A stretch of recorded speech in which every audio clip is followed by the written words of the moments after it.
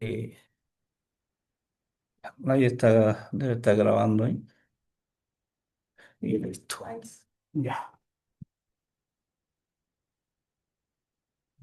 Bueno, puedo empezar ya. Ya, entonces, damos por comienzo a este Octavo seminario. seminario esta es la versión de nuestro seminario de modelamiento matemático de sistemas biológicos, y que saludo a todos los presentes, ya no por vinieron, No tenemos autoridad, ¿no? no, bueno, así que, entonces, es un agrado para mí presentar a Soraya Paz Mora Barrientos.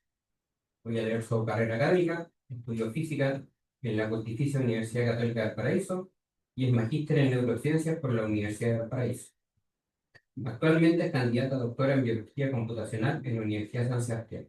Su área de investigación se centra en el sistema visual, particularmente en el estudio del funcionamiento de la retina y en el modelado de sus mecanismos mediante redes neuronales.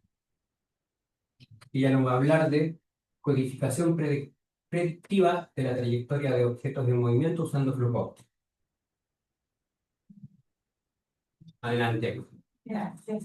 Sí, bueno, hoy día voy a presentar una parte de los modelos que diseño durante mi tesis de doctorado sobre codificación predictiva, particularmente codificación predictiva en sistema visual. Em, y también con el uso de, como dice el título de flujo óptico. Soy candidata a doctora en biología computacional de la Universidad de San Sebastián y me falta todavía dar la defensa pública, por eso sigo con la candidatura. Eh, Ay, no. No Y puedo la hacer. gente tú vas juntas siempre ya, ¿No se me Lo otro ocurre? es ponerte atrás. hacerle un clic en esto. Vale. Ya, pintas de editar. Hace un segundo se movía. Sí, yo no sé nada. Debe ser cuando pusiste compartir. Ahora hay problema. ¿Me parecieron? Ay, sí. Ahí sí. Perdón, perdón. Hola. No, justo empezando. No sé, la hora siempre. Ay, espera, es que esto se me unió feo. ¿Eh? Ahí sí. Ahí sí. Ah, sí. Ya, ahora sí. Ahí se ve. Sí. Bueno, como a comenzar a hablar hace un ratito, voy a presentar uno de los modelos que diseñé durante mi tesis de doctorado, que trabaja sobre codificación predictiva en sistemas biológicos, pero particularmente en sistema visual. Bueno, voy a hablar primero sobre la teoría de la codificación predictiva y parto con esta pregunta. ¿Cómo podemos movernos en el mundo sin morir en el intento? Voy a checar esto un poquito para ver. Ahí, Mejor. ahí sí. Pero vivimos nosotros en un sistema que está en constante movimiento y para sobrevivir, nuestro sistema interno crea un mecanismo que genera predicciones sobre todas nuestras entradas sensoriales. Por ejemplo, en el sistema visual, este mecanismo lo que hace es predecir cómo va a ser el movimiento futuro de los siguientes de los objetos que se van presentando en nuestra escena visual. ¿Para qué? Para que podamos movernos, podamos esquivarnos y podamos movernos en este mundo sin morir en el intento. A este mecanismo predictivo lo tiene recibe por nombre teoría de la codificación predictiva y plantea lo siguiente. Imaginémonos que tenemos un estímulo visual que observa este movimiento de la pelota. Entonces, nuestro sistema interno lo que hace es generar una predicción sobre cómo va a ser el siguiente movimiento de esta pelota. Entonces, por ejemplo, nuestro sistema predice que la pelota se mueve de forma horizontal, cuando en realidad la actividad real es que la pelota se mueva de forma vertical. Entonces, si mi predicción no coincide con la actividad real, nuestro sistema lo que va a hacer es calcular un error, decir, bueno, me estoy equivocando, calculo el error. ¿Para qué? Para que ante eventos futuros la predicción sea lo más certera posible. Cuando tengas una característica similar a mi estímulo real.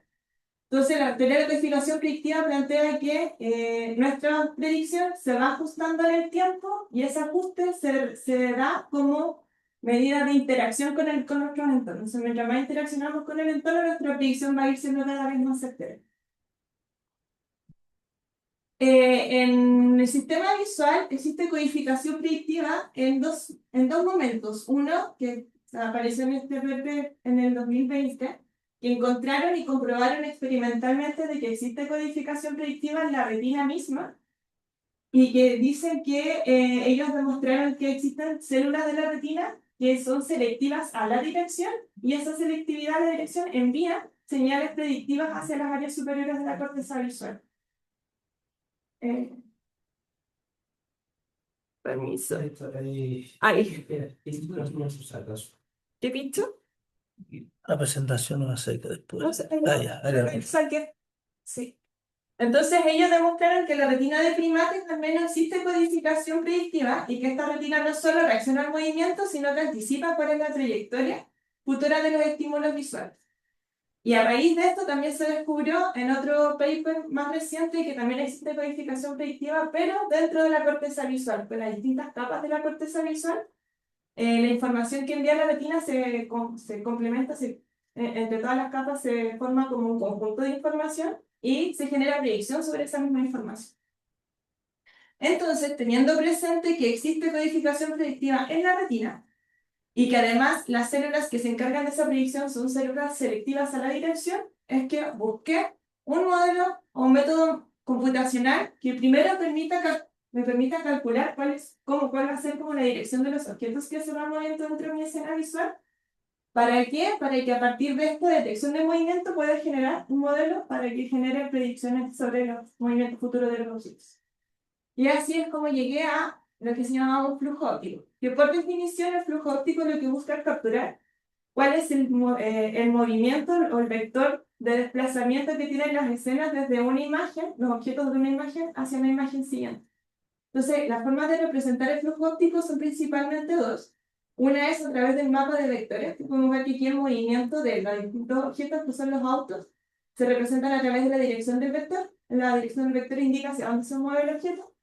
Y a través también de un mapa de colores, que es como representar este vector a través de un color, donde la dirección del movimiento lo va a dar el color.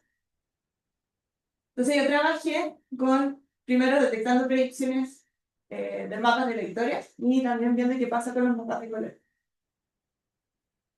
Entonces, durante mi tesis de doctorado realicé 3 modelos. Hoy día voy a explicar solo uno de los 3 modelos que diseñé. Son modelos computacionales, basándome principalmente en esta pregunta: ¿en qué punto de la arquitectura de la red y con qué técnica debería integrar este modelo de flujo óptico para maximizar la calidad de las predicciones a largo plazo de los objetos que se están moviendo dentro de mi escena visual? Entonces, este es un diseño de una red neuronal recurrente predictiva, donde tengo, así como a grandes rasgos, tengo un codificador, que este codificador lo que hace es extraer las características principales de mi rango visual. Esas características que son extraídas del codificador ingresan a una red recurrente, donde la red recurrente lo que hace es determinar cómo se van comportando en el tiempo estas características que estoy extrayendo de mi codificador. Luego, una vez que tengo todas mis características y las entiendo cómo funcionan en el tiempo, pasan a un decodificador para tratar de recuperar mi información inicial. Y a través de la recuperación, genero la predicción. ¿Cuál es la predicción? Si es que, por ejemplo, si es que el ciclista se mueve, quiero saber qué va a pasar a futuro con los distintos objetos con los que se va a ir encontrando el ciclista. Entonces, probé 3 momentos. Uno, diseñé un modelo para cuando calcula el flujo óptico y se ve como el mapa del vector del ciclista del flujo óptico, cuando está antes del codificador, es decir, a partir de las imágenes de cuadros de videos reales, calculo el flujo óptico y ese flujo óptico se codifica, que es como lo que hace la retina. Después, verifiqué qué pasa si es que podía generar predicciones en algún punto intermedio entre la retina y la corteza visual, porque hay distintos mecanismos que no es que la información de la retina vaya directo a la corteza visual, sino que pasa por varios mecanismos intermedios. O si es que puedo generar predicciones del flujo óptico, integrando el flujo óptico al final. Al final, acá en estos modelos de Deep Learning son dentro de mi función de pérdida, donde la función de pérdida es el que permite ir ajustando los parámetros que yo quiero que vaya aprendiendo el modelo. Entonces, ese aprendizaje que se va conectando con el tiempo, que es la experiencia que va a dar con el tiempo, lo voy a obtener a través de la función de pérdida que estabiliza mi aprendizaje.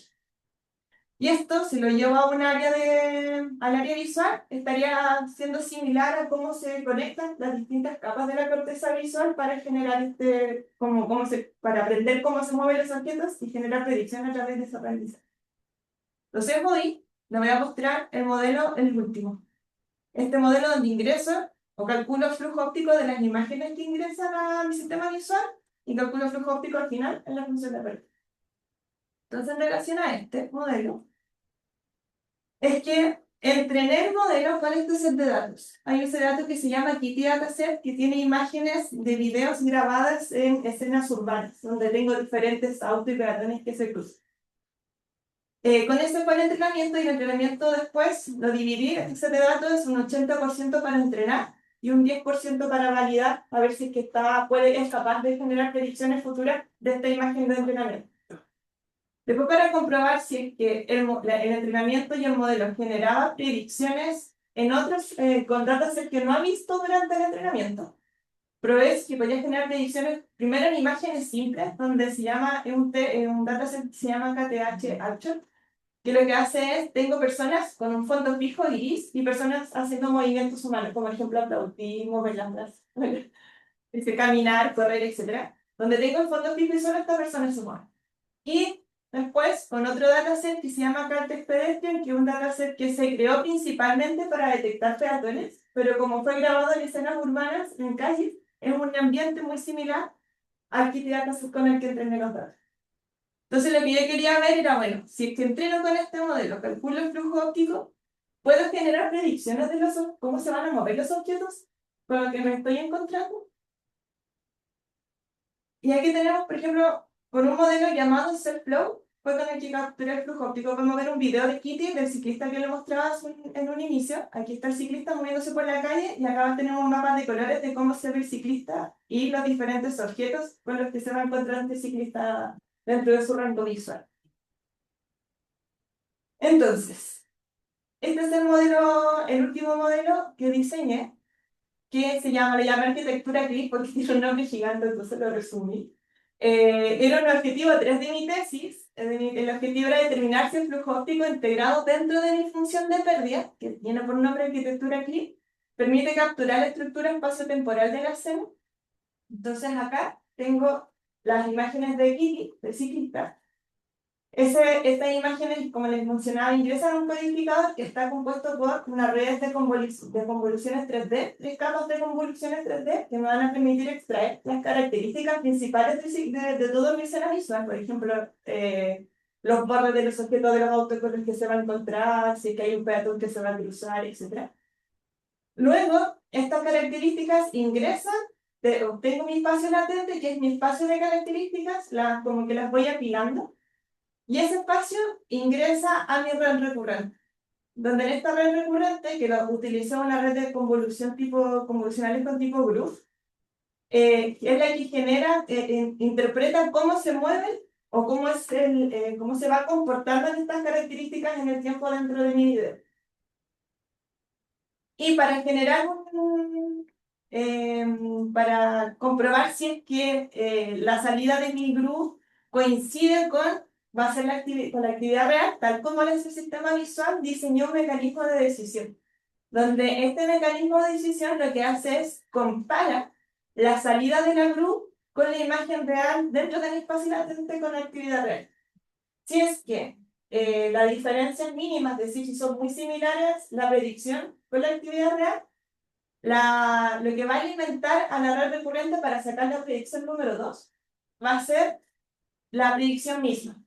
Pero si es que son muy distintos, es decir, si la predicción de la GRU es muy distinta a la actividad real, lo que va a ingresar a la red recurrente para sacar la siguiente predicción va a ser la actividad real, una probabilidad de que sea la actividad real, tal como lo hace el sistema biológico. ¿Para qué? Para que vaya con el tiempo, con la través de la experiencia, vaya afinando su aprendizaje de tal manera que las predicciones vayan siendo cada vez más certeras. Una vez que ingreso y saco mis predicciones, pasan por este mecanismo de decisión, genero un apilamiento donde tengo todas mis predicciones concatenadas una con otra, y esas ingresan a mi decodificador, que también está compuesto por una red de convoluciones 3D, para poder volver a reconstruir porque tengo un espacio de vectores, espacio vectorial para reconstruir mi imagen principal. Y a partir de esta imagen obtengo las predicciones. Ahora ya no estoy en un espacio de características, sino que estoy ahora con cuadros de imágenes de nuevo. Y esas ingresan a la función de pérdida que me va a permitir que todo este modelo comience a aprender. Comienza a aprender cómo se comportan los objetos, cómo se mueven los objetos, y a través de ese aprendizaje generar predicciones de cómo se van a mover. Entonces, la función de pérdida que diseñé es la siguiente. Tengo tres ponderaciones o tres métricas. Una que calcula el error cuadrático medio entre la imagen real y la imagen de predicción. Ahí calculo una diferencia euclidiana entre una y otra para ver qué tan similares son en cuanto a diferencias píxel a píxel. Después calculo algo llamado índice de similitud estructural, donde compara imágenes en base a estructura, en base a intensidad, como cuál es el brillo de los píxeles, estructura, intensidad y contraste. Este otro cálculo que se da con la imagen real y la imagen predicha, y a su vez calculé el flujo óptico de la imagen, de las imágenes de predicción, y lo comparé con el flujo óptico de las imágenes reales. Y estas tres ponderaciones, que serían como lo que hace la corteza visual dentro del sistema, porque la corteza visual lo que hace es buscar cómo son distintos patrones de objetos y después los va uniendo como en un solo lugar, y ese lugar es el que, como que permite conectar toda la información que viene de la retina, y ahí nosotros podemos interpretar lo que estamos viendo. Acá hago algo similar. Primero conecto la diferencia píxel a píxel de la imagen, después me fijo cómo es la estructura de la imagen, y después me fijo cómo va a ser el movimiento de los objetos de esa imagen. Y eso lo pondero con dos factores. Uno con alfa, que es el que va a regular el error cuadrático medio, junto con el índice de similitud estructural. El alfa pondera a ellos dos. Y otro factor beta, que es el que va a generar la ponderación de mis cálculos de flujo óptico. Y a su vez, a los momentos iniciales de mi entrenamiento, le doy ese de aquí es un peso, donde le voy dando más peso a que el modelo primero aprenda estructura y esa semejanza de las imágenes entre sí. Y después con el tiempo comienzo a aprender cómo esas imágenes, una vez que aprendo la estructura y yo me aseguro de que las imágenes son iguales, aprendo cómo se mueven. Entonces, a partir de esta función de pérdida, entrené el modelo y hice un barrido paramétrico completo de alfa y beta para saber cuáles eran los mejores valores de alfa y beta. Aquí solo muestro dos de todo el barrido paramétrico. Esa probabilidad que tú habías dicho, ¿eso es el beta o es otra cosa? Que ¿Qué cosa? había una probabilidad que será muy pequeña. Sí, esa, ¿sabes qué? Justo en la Ah, es otra, esa probabilidad decae con una función exponencial. O sea, al inicio del entrenamiento es muy probable que ingrese la actividad real si es que falla la predicción, y después, con el tiempo, se asegura de que siempre ingrese la predicción. Es un decaimiento exponencial. Pero no es para que esta función de pérdida no regula este método de decisión, sino que regula el aprendizaje completo de la red. Pero al final, primero deciden, después de que deciden, viene el aprendizaje, y al final después el aprendizaje. Entonces, solo prefiero de todo mi barrido paramétrico, me enfoqué solo dos, porque mi tesis, el objetivo de la tesis es primero demostrar que necesito el flujo óptico para generar predicción, y con esto lo compruebo, porque si yo le quito el factor de beta, es decir, hago como que el flujo óptico no existe, y comparo el índice de similitud estructural, es decir, comparo si las imágenes predichas con las imágenes reales son más o menos similares o parecidas, calculo el índice de similitud estructural entre esas dos imágenes, y la literatura dice que valores de 0,9 hacia arriba es que las imágenes ya son muy parecidas. Entonces, hice un barrido de cuántas predicciones puede generar el modelo, desde acá desde 2 hasta 20 predicciones, variando distintos valores de alfa, que hasta regula la diferencia entre imagen, regula el LMC con el SSIM. Y puedo obtener que, por ejemplo, para un alfa 0,2, es donde tengo la mayor cantidad de predicciones. Puedo generar predicciones alrededor de entre los 14, 15 predicciones, cuadros de predicciones que son confiables. 15 cuadros futuros de predicción. Y con valores de índice de similitud estructural superiores a 0,9.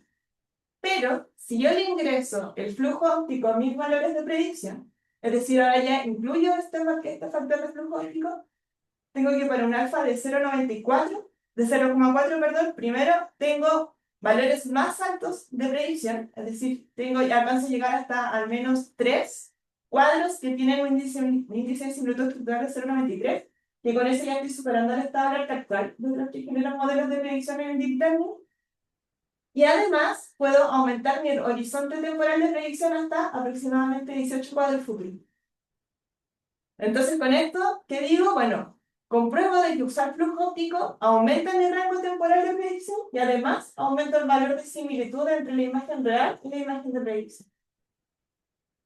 Entonces, teniendo presente que voy a entrenar ahora el modelo con estos dos parámetros, regulando el factor de alfa en 0,4 y el factor de beta que regula el flujo óptico en un 0,7, es que entrené el modelo y lo evalué con el dataset de quitos del 10% que no había visto durante el entrenamiento. Yo tengo que el índice de similitud estructural va en 0,9, superior a 0,93 y va decayendo en el tiempo a 0,88, que hasta ahí es como que la literatura permite como un similitud. Después hay otros dos factores que también evalúen, que son un valor de señal de ruido, y mientras más alto el valor es mejor. 26 es súper alto, sobre 24, 23, estos valores dicen que esta señal de ruido son imágenes similares.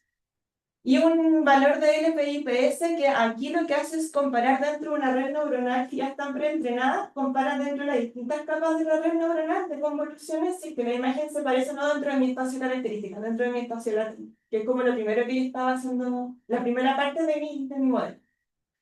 Y mientras más bajo el valor de este, mejor. Entonces, valores de 0,0, si yo tengo un 0,2, 0,3, es como permitido para decir que es una buena similitud. Y por lo menos para las primeras, si se fijan, para las primeras 8 predicciones, estoy en bajo 0,1. Por eso ya me doy así como no puedo esperar mejores resultados. Entonces aquí tenemos cómo se ve, está en inglés porque es una imagen del paper. Esto sería que ingresan 10 imágenes y busco predecir desde la imagen 11 en adelante. Entonces entreno con 10 y es que no quiero generar predicciones de qué pasa desde la 10 en adelante. Y aquí podemos ver que la similitud de la imagen 11-12 acá entra la imagen real, cómo debería ser la imagen, y la de abajo es la predicción que saca el modelo. Que podemos ver que, claro, las imágenes se ven muy parecidas, pero tienen fallas y generan artefactos cuando supero las 20 predicciones. Aquí tengo que son muy similares, así al menos visualmente hasta la imagen 18. O sea, hasta la predicción 8. Pero si aumento la predicción 20, ya me encuentro con estos artefactos, sobre todo en las partes donde hay sombras, por ejemplo aquí donde tengo como estas sombras del balcón. En algún minuto el modelo, acá le falta, yo creo que le falta información al modelo para calcular el flujo óptico, entonces cuando se trata de desplazar en el tiempo, lo que hace es un píxel no lo detecta y ese error de propagación se va expandiendo hasta que se forman estas manchas oscuras de acá, que son justo serán en las regiones de sombra, o las regiones más oscuras. ¿Qué quiere decir? Que desde la predicción 20 en adelante el modelo comienza a fallar en la predicción, pero desde la 20 hacia abajo genera muy buenas predicciones. Entonces, comparé el modelo con otro dataset que no he visto durante el entrenamiento, que son el KTH Action, donde hay personas que hacen movimientos humanos. Y ocupo el mismo protocolo, ingresan 10 imágenes y busco predecir desde la 11 en adelante. Y de nuevo me encuentro con que esta es la imagen real, acá se generan estos artefactos como la sombra de las personas. Y esto precisamente yo creo que se deben al cálculo de flujo óptico, que pierde información. Hay regiones donde pierde información y no puede después reconstruir la imagen firme. Y eso hace que, si me comparo con todos los modelos del estado del arte que trabajan actualmente en codificación predictiva, que son varios, en el dataset de KTH8 se le así, ingresan 10 y busca predecir 20.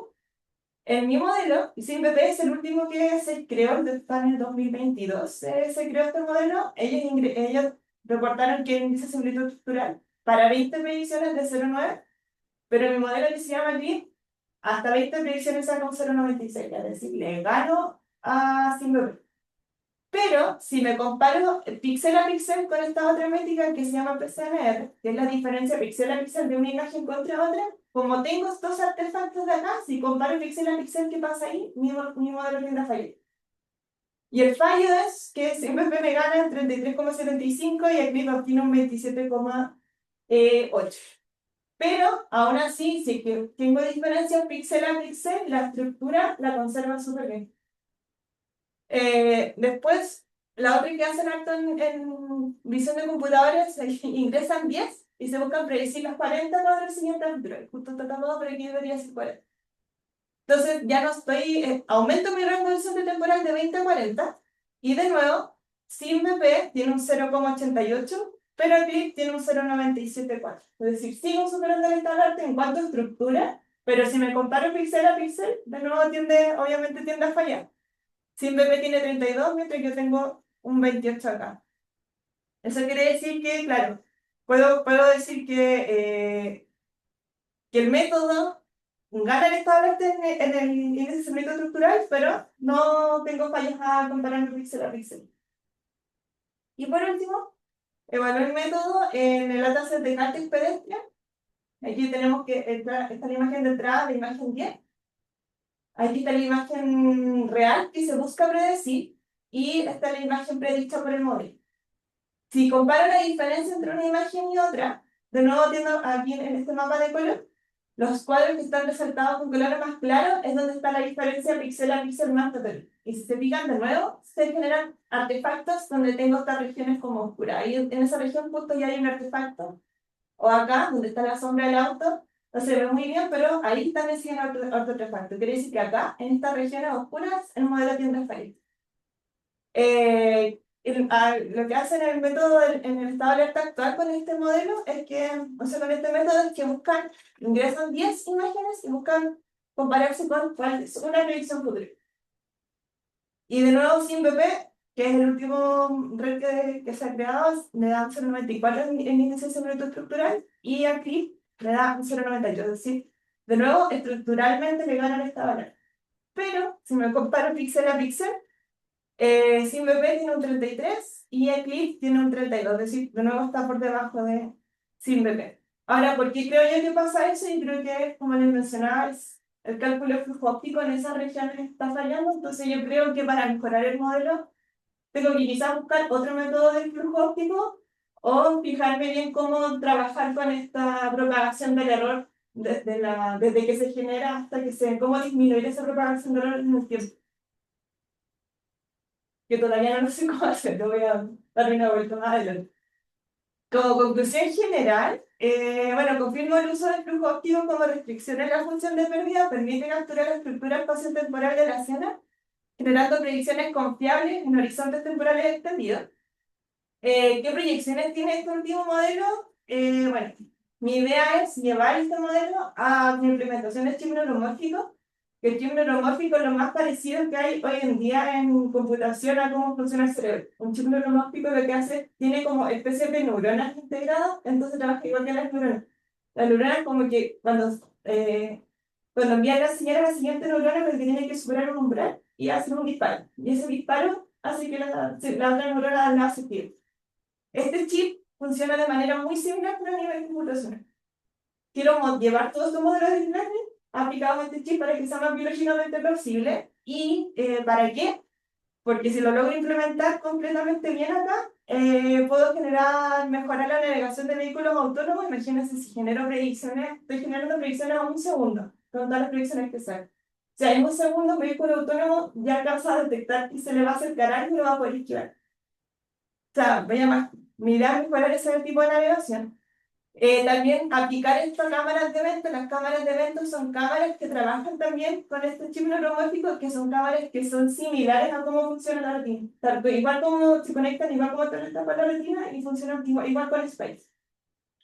Y si logro implementar esto en cámaras de eventos junto con chip neuromórfico, también voy a poder desarrollar visión de robótica y mejorar y desarrollar dispositivos de visión artificial, que es como lo que quiero hacer finalmente más adelante cuando sea, ya sea más postdoc o tenga una línea de investigación. Mi objetivo es desarrollar dispositivos de visión artificial, no sé, crear rutinas artificiales para implementarse a la estructura de espectro de la visión. Es como mi objetivo a futuro.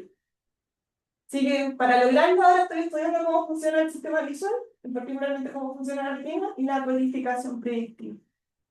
¿Dónde he presentado todo esto? El 2023 fui a Japón a presentarlo en un congreso de computación e imagen. Después al año pasado, fui a Estados Unidos a un curso de computación neuromórfica para aprender a cómo implementar esto y programar estos chips de computación neuromórfica. Y el año pasado también estuve en Chile Women in Computing, que es un encuentro de mujeres que se dedican a investigar la ciencia de la computación. Igual estuve presentando el modelo CLIP. Y de momento, la publicación de este modelo CLIP está enviado a IEEE Transaction on Computational Imaging. Estoy esperando a ver si me dan una respuesta. Eso, muchas gracias.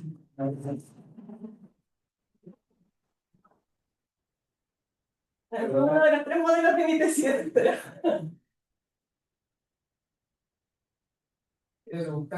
Sí, es como estimar el parámetro alfa, ese valor.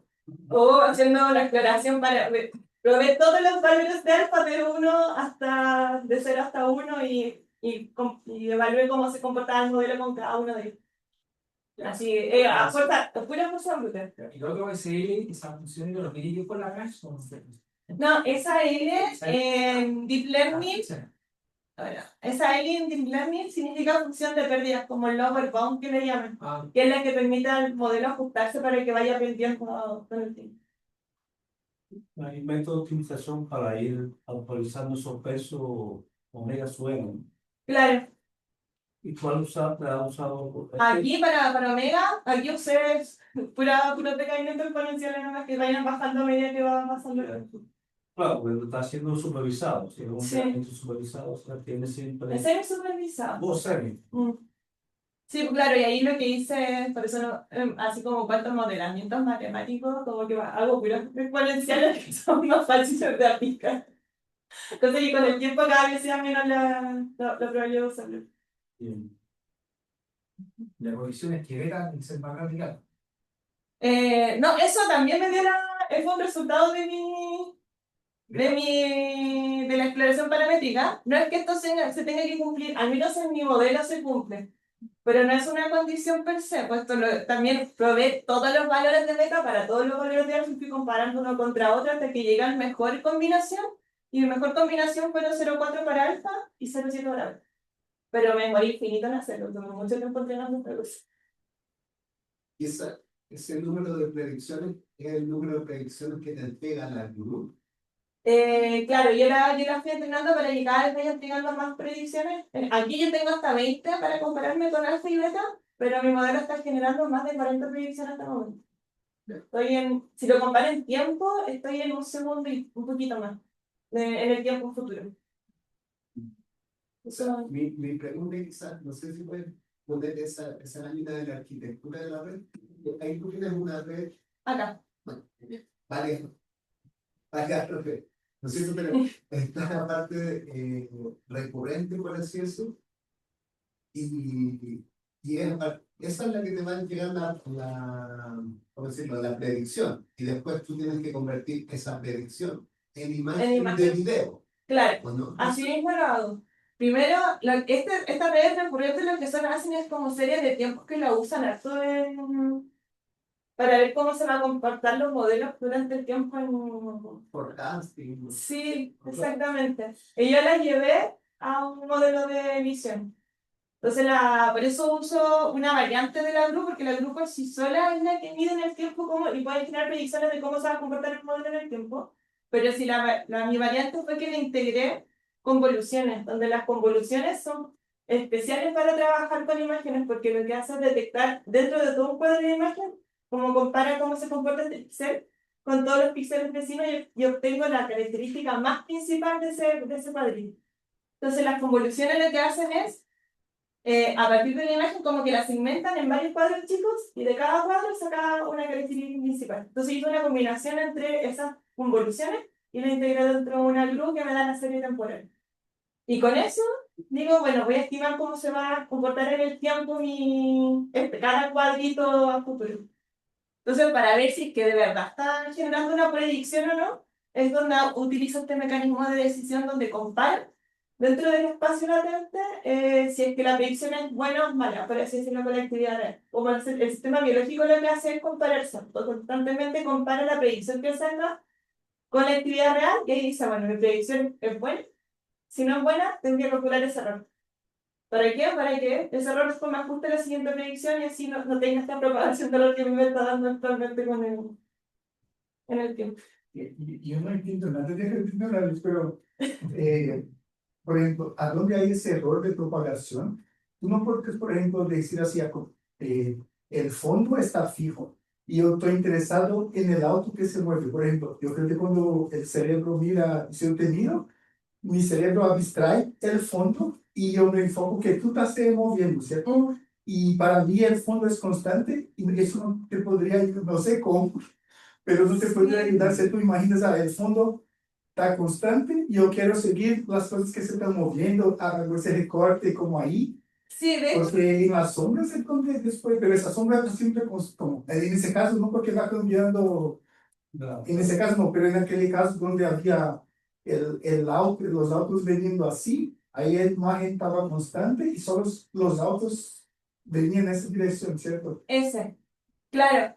Lo que yo tengo, yo creo que mi modelo está fallando justamente en detectar que estas regiones son como constantes. Porque si te fijas, esta es una representación de colores de este, pero aquí si el fondo sí está fijo, pues solo tengo objetos que se están moviendo. En cambio, en mis videos, que es lo que yo quiero porque quiero asimilarme al mundo real, Así, así. se mueve todo.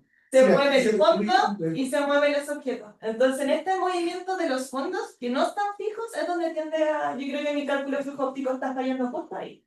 Y por tú eso no tengo puedes la hacer algo comparación. donde si tú quieres enfocarse en el ciclista, tú simplemente haces un trabajo de imagen con esa cosa y Sí. se enfoca en el ciclista. ¿Qué es lo Y que lo pasa? trataré de usar, se llama segmentación semántica, donde extraigo esa imagen y me fijo solo en esa. Pero es súper poco realista en el mundo, porque en el mundo todo es Pero no sé, cierto. sí, como Uno es, tiene que ver, si, no sé, si uno va caminando, si algo viene de acá, sí, como lo si tienes que un peatón va a cruzar desde Exactamente. repente algo así. Sí. Entonces no puedo aislarlo, tengo que capturar. Falta de complejidad. Sí, está bueno, tengo ahí todavía trabajo por hacer, pero cuando lo llevas a Chile lo mágico estoy segura que lo voy a afinar más en algún minuto. Yo quería hacerte dos consultas más. Eh, la primera es saber, porque tú dijiste que hiciste 3 modelos, que tú nos presentaste, El tercero. por casualidad, el que te resultó mejor o anduvieron Sí, todos de similares. los que funcionaron, funcionó este, y para esto estoy sacando 3 predicciones a futuro. Ya. Que igual si me comparo con la retina previsa un delta T súper bajo, si no saca más de 1 o 2 predicciones se corta, porque si no mucha información la que llega a Cortés. Así que dentro de la parte biológica como que estoy bien. Que aquí, claro, se calcula el flujo óptico directamente de la imagen y ese flujo óptico es el que ingresa a todo el modelo. En las partes intermedias, acá no pude calcular ninguna predicción. ¿Por qué? Porque lo que pasaba con el codificador, como estoy en un espacio latente, se pierde mucha información. Entonces no puedo buscar un flujo óptico, porque para buscar flujo óptico necesito saber un patrón que vaya de una imagen a la siguiente. Pero como tengo mucha pérdida de información, no puedo detectar este patrón de movimiento. Entonces, mi conclusión de la tesis era que al menos acá en este punto intermedio no puedo calcular un flujo óptico.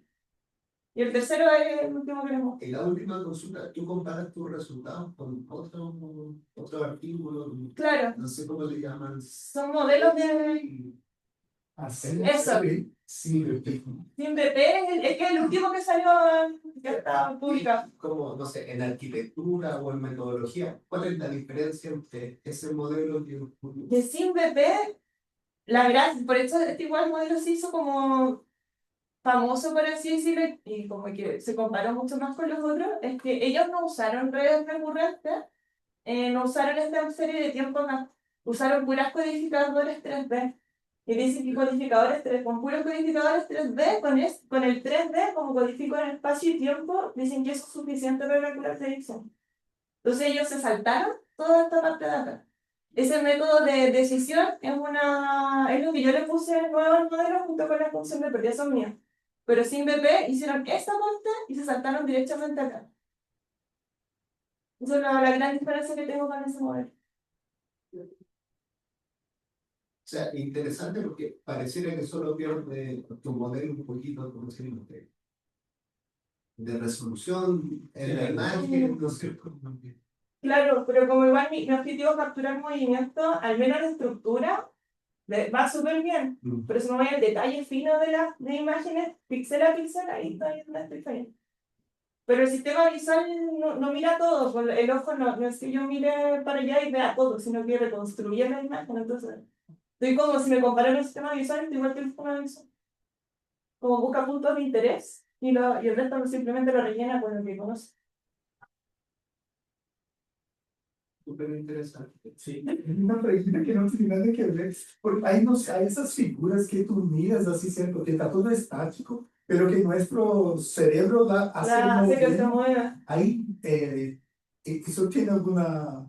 Eso se llama en el ojo, el ojo no está fijo, tiene movimientos sacádicos, que está, por ejemplo, para detectar el contorno de esto, el ojo no mira fijo, sino que como se tiene movimientos chiquititos que lo que hace es ir detectando este contorno. Y eso Con hace esos que movimientos. las cosas se- Entonces, cuando tengo algo fijo y le cambio los colores, así se ve que se mueve por el movimiento sacádico de los ojos. Es algo muy de loco. ¿No te preguntan? Hay una curiosidad. O sea, eso es cuando la visión funciona bien, ¿verdad? Pero ¿qué enfermedad ocurre cuando no es capaz de hacer eso? ¿No?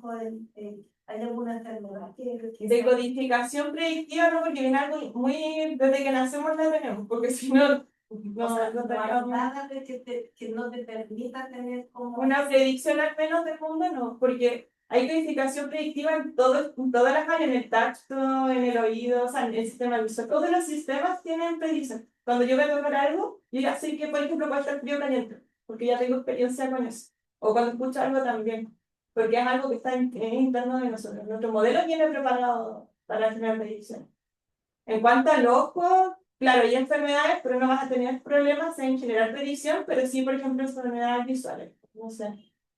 Se sabe que cuando hay Alzheimer hay células del ojo que se van muriendo antes, entonces ya uno puede detectar con exámenes visuales como proyecciones de Alzheimer a futuro. O sea, mi pregunta era, claro, esa curiosidad, pero en realidad la predicción que tú dices como el sistema biológico, ¿cuánto es, en cuánto se mueve? O sea, porque Julián dice que es homogéneo, ¿verdad? O sea, con cada sistema o cada sensor que tenemos para interpretar nuestro mundo, claro, genera una predicción sobre cómo se va a comportar eso.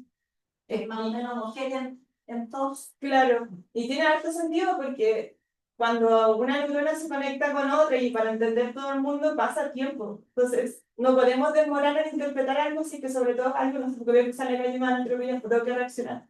Entonces, para evitar todo ese delay que hay desde que la neurona ve que va a venir un auto hasta que decide que hay que correrse para atrás, a uno ya lo atropelló. Entonces, el sistema lo que hace Y eso es un aprendizaje cuántico. con el tiempo, sí. Exactamente. Por eso partía con la pregunta de cómo moverme en el mundo sin morir. Sí, yo quería preguntarte algo del primer video, porque vi un auto y una moto como que se... Que se dice con IA. No ¿No puedo. era que era para ejemplificar ahí un fallo de... No, de- hoy no puedo de ver. edición? A ver. Se mueve. Ahí, No, lo hice con IA. Tenía esta imagen y le dije a la IA, anímala. Porque ahora la IA hace de todo. Sí, sí. Entonces, de hecho tiene altas fallas, por eso la IA funciona, pero no funciona tan bien como la dices tú. De hecho, acá igual hay partes de atrás que donde aparecen personas que no habían nada, como que se generan fantasmas, pero fallas de la IA. Se perdió el. Sí, lo interesante de esto es que así era la imagen original. Y la IA me construyó este auto que quedé y lo completó completo. Lo reconstruyó de la poca información que tenía y hizo el auto completo. Pero, por ejemplo, eso era información que no tenía. Y la rellenó por sí sola. ¿Por qué? Porque tiene esos modelos que igual están entrenados como aprendan, pues. Igual como la sistema visual. Quería preguntarte, el problema que tienes con las sombras, ¿hacia dónde apuntaría para poder usted el principio? Yo creo que va primero en mi cálculo de flujo óptico. quizá el método con el que estoy calculando flujo óptico no es tan sensible a estas regiones, por eso no lo detecto bien, y como tengo predicciones a futuro, ese error, que va a decir primero chiquitito, con el tiempo simplemente se va expandiendo. Entonces, yo creo que más adelante trabajar en buscar o diseñar métodos de flujo óptico que precisamente trabajen bien con esta región. Pero ahí actualmente no existe, así que lo tengo que buscar y diseñar al menos un flujo óptico que sea más sensible a las oscuridades. Bueno, eso.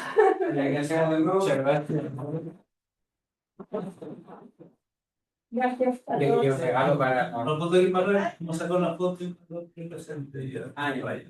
Pero me-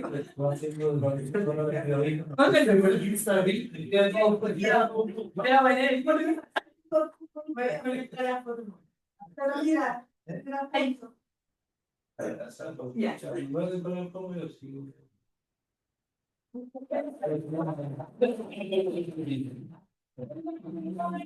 Ah, pasaste, sí.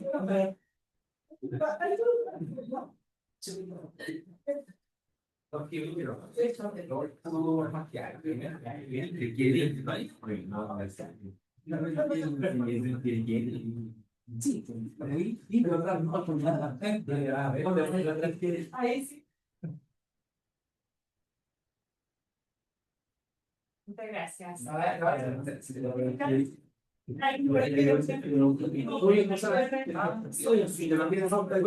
Ay,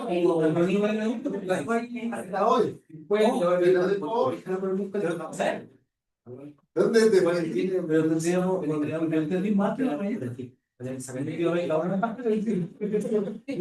No, yo tengo recuerdo cuánto no estoy tan loco.